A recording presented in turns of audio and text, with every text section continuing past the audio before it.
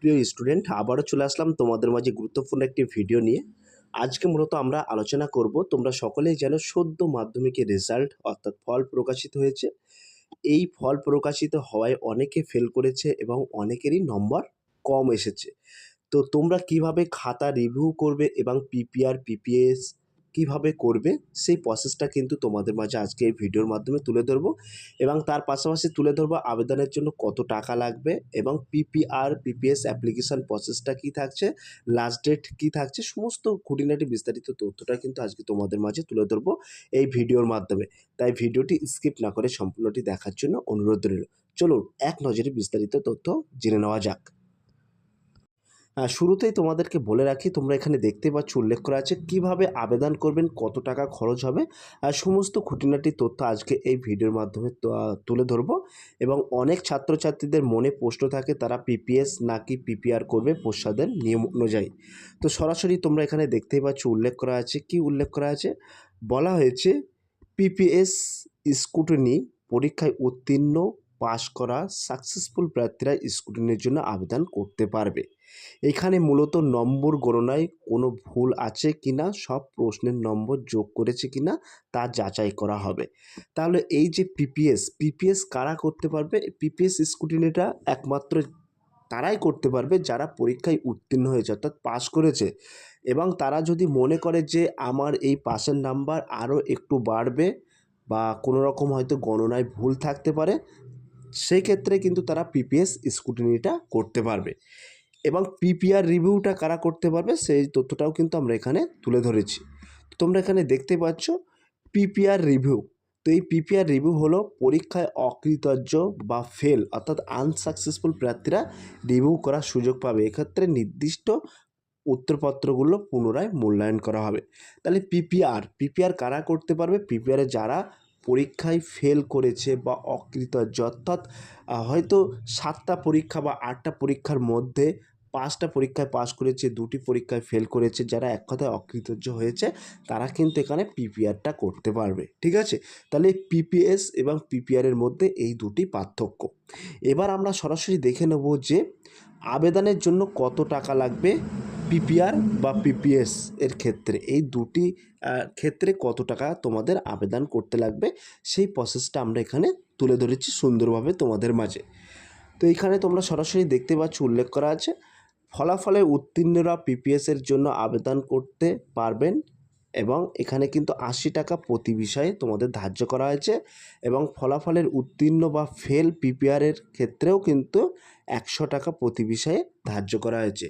অর্থাৎ যারা পিপিএসের জন্য আবেদন করবেন প্রতিটা বিষয়ে 80 টাকা করে তোমাদের খরচ হবে, এবং যারা পিপিআরের ক্ষেত্রে আবেদন করবেন তাদের ক্ষেত্রে 100 টাকা করে ফি অর্থাৎ খরচ হবে। ঠিক আছে, তো আমরা এখানে একটু সরাসরি এখানে ক্লিয়ারলি করে বলে দিচ্ছি প্রকার এবং উপযুক্ত প্রার্থী এবং ফি প্রতি বিষয়। দেখো, পিপিএস স্কুটিনি কেবলমাত্র পাস করা প্রার্থীরা এখানে আবেদন করতে পারবেন।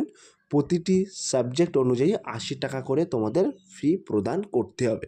ঠিক আছে, এবং তার পাশাপাশি তোমরা দেখতে পাচ্ছ উল্লেখ করা এখানে উল্লেখ করা আছে, কি উল্লেখ করা আছে, এখানে কিন্তু পিপিআর রিভিউ, এই পিপিআর রিভিউ কেবলমাত্র ফেল করা পরীক্ষার্থীরা অর্থাৎ আনসাকসেসফুল পরীক্ষার্থীরা কিন্তু এখানে আবেদন করতে পারবেন। প্রতি সাবজেক্ট পিছু 100 টাকা করে ধার্য করা হয়েছে।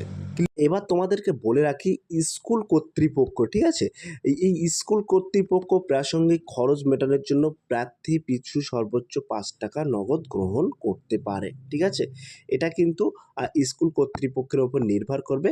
এবং তার পাশাপাশি তোমরা এখানে দেখতে পাচ্ছ বলা হয়েছে কোনো স্টুডেন্ট যদি দুটো সাবজেক্টের জন্য রিভিউ করে তাকে 80 + 80 অর্থাৎ 160 টাকা দিতে হবে, এবং তার সঙ্গে বাড়তি স্কুলকে 2 টাকা দিতে হবে আবেদন ফর্মের জন্য। তাহলে 160 এবং 2 টাকা করে 4 টাকা। ঠিক আছে, অর্থাৎ 164 টাকা কিন্তু দুটো সাবজেক্ট রিভিউ করতে গেলে, অর্থাৎ রিভিউ করার ক্ষেত্রে এত টাকা কিন্তু খরচ হবে। স্কুল কর্তৃপক্ষকে কিন্তু প্রতি সাবজেক্ট পিছু 2 টাকা করে দিতে হবে। ক্লিয়ার? এবার আমরা সরাসরি দেখে নেব। তোমরা এখানে দেখতে পাচ্ছ উল্লেখ করা আছে, বলা আছে মাধ্যমিক পিপিআর পিপিএস অ্যাপ্লিকেশন প্রসেস, অর্থাৎ কীভাবে আবেদন করবেন সে আবেদন প্রসেসটা এখানে কি থাকছে সেটা আমরা একটু দেখে নেব। তো এখানে সরাসরি কি বলা হয়েছে, সরাসরি কিন্তু এখানে বলা হয়েছে প্রার্থীদের নিজস্ব স্কুলের প্রধান শিক্ষকের কাছে আবেদন জানাতে পারবেন এবং পর্ষদের নির্দেশিকা অনুযায়ী স্কুল কর্তৃপক্ষ এই ওয়েবসাইট পোর্টালের মাধ্যমে অনলাইনে আবেদন প্রক্রিয়াটা সম্পূর্ণ করতে পারবেন।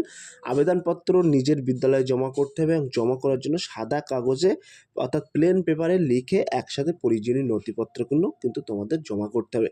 তো তোমরা সরাসরি কিন্তু তোমাদের যে স্কুলের প্রধান শিক্ষক আছে সেই শিক্ষক অর্থাৎ স্কুল কর্তৃপক্ষের কাছ থেকে কিন্তু তোমরা আবেদন করতে পারবেন এবং তার পাশাপাশি তোমরা অনলাইনেও আবেদন করতে পারবেন এবং সমস্ত কিছুটাই কিন্তু তোমাদের স্কুলে জমা করতে হবে। তো এখানে তোমরা দেখতে পাচ্ছ ১ নম্বরে উল্লেখ করা আছে প্রার্থীর নাম ও রোল নম্বর, ২ নম্বরে উল্লেখ করা আছে যে বিষয়ের জন্য পিপিএস এবং পিপিআর করতে ইচ্ছুক তার নাম এবং ৩ নম্বরে উল্লেখ করা আছে মার্কশিটের ফটোকপি এবং ৪ নম্বরে উল্লেখ করা আছে নির্দিষ্ট পরিমাণ আবেদন ফি নগদ। সেটা কিন্তু তোমাদের দিতে হবে। ক্লিয়ার?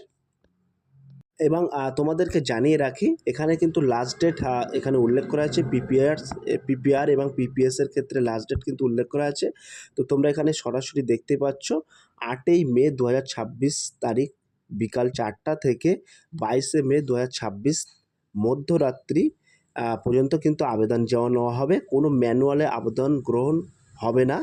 স্কুল কর্তৃপক্ষের মাধ্যমে অনলাইনে আবেদন করতে হবে, তাই সেই হিসাব সময়ের আগে স্কুলে আবেদন জমা করতে হবে। তো এখানে কিন্তু কোনো রকম ম্যানুয়াল আবেদন গ্রাহ্য হবে না। স্কুল কর্তৃপক্ষের মাধ্যমে কিন্তু অনলাইনে আবেদন করতে হবে। ঠিক আছে?